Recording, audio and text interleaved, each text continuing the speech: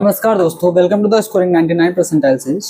तो आज के इस वीडियो में मैं आपको कुछ कमेंट्स का रिप्लाई दूंगा जो मेरे प्रीवियस वीडियो पे कुछ स्टूडेंट्स ने पूछा। एक्चुअली वो मुझे भी डाउट आ रहे थे जब मैं प्रिपरेशन कर रहा था, तो मैं बताऊंगा कि उनको मैंने कैसे हैंडल किया। वो सारे तरीके आपको इस वीडियो में बताऊंगा। तो हो सकता है वो आपकी भी प्रॉब्लम हो, क्योंकि वो ऐसी प्रॉब्लम्स है जो कि हर बच्चे के साथ आती है और मैंने भी इवन फेस करी थी।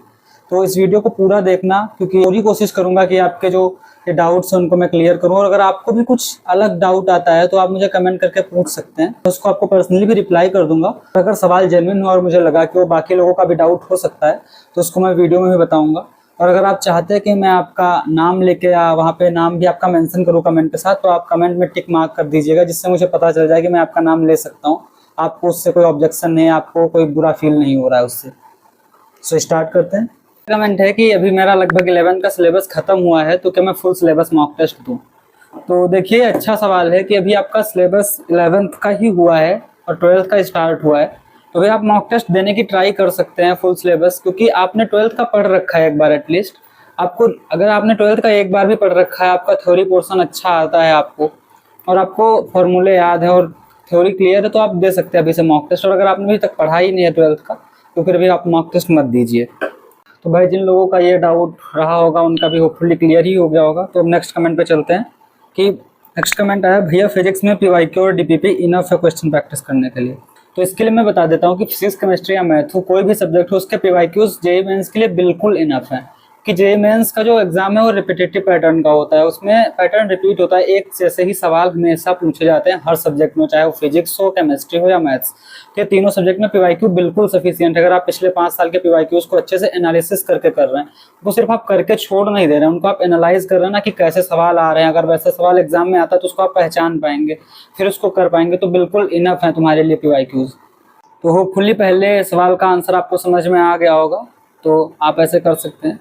दूसरा कमेंट आया है कि I need a help brother, I am dropper and my 40% syllabus is completed during my 12th and I am been going through the NCERT during my 12th, giving my best. It's 2 months since I have started preparation. I have given previous year paper in the form of the mock where I have got on average 110 marks, in which average score to score 90 percentile 99 percentile is 195 marks. Is this marks enough? Am I on right path? I am being studying 14 to 15 hours a day. Anything can guide me?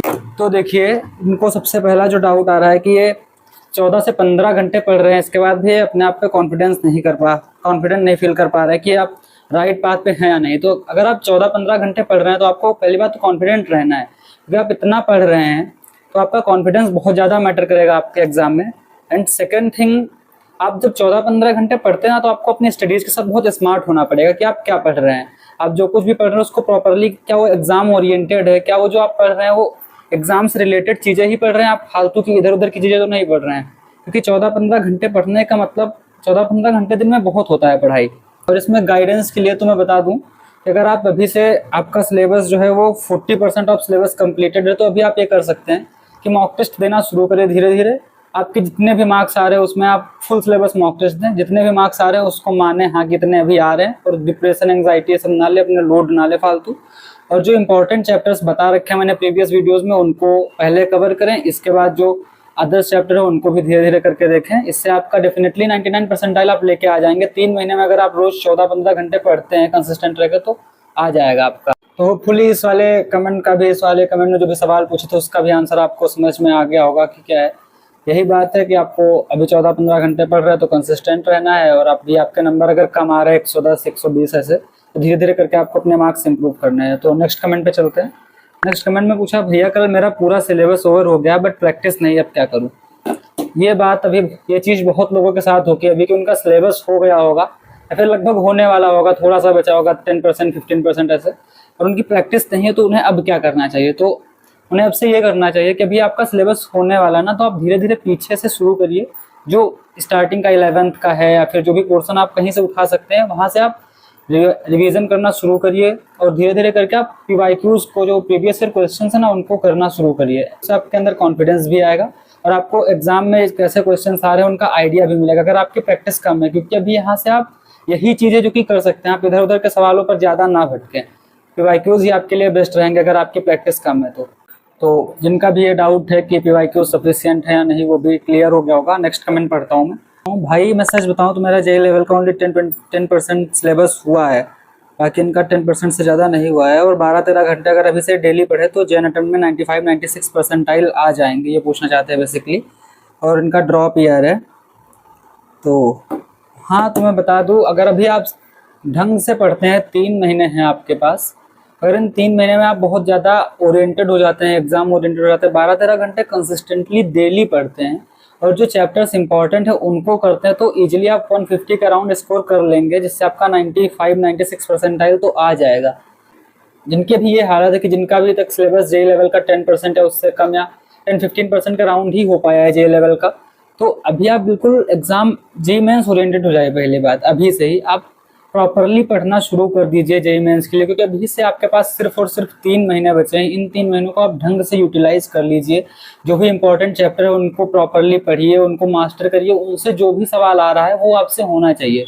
इस तरीके से आप 150-160 marks तक लेके आ जाएंगे, जो sufficient होगा 95-96 percentile लाने के लिए। और आपका जेन अटेम्प्ट में इतना आ गया, फिर अप्रैल अटेम्प्ट में आप और अच्छे एफर्ट डाल के ला सकते हैं और ज़्यादा मार्क्स स्कोर करने की ट्राई कर सकते हैं, और फिर एडवांस एग्जाम।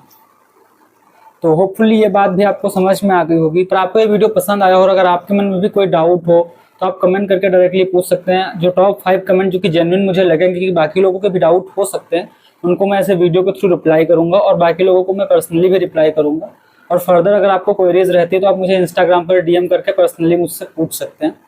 सो चैनल को सब्सक्राइब कर देना ऐसी चीज़ों के लिए। आगे जो कुछ भी बताऊंगा और प्रॉपर गाइडेंस दूंगा जनवरी अटेम्प्ट तक और उसके बाद भी आपके JEE एडवांस तक, तो इन सब चीज़ों के लिए चैनल को सब्सक्राइब कर देना और वीडियो को लाइक कर देना। Thank you.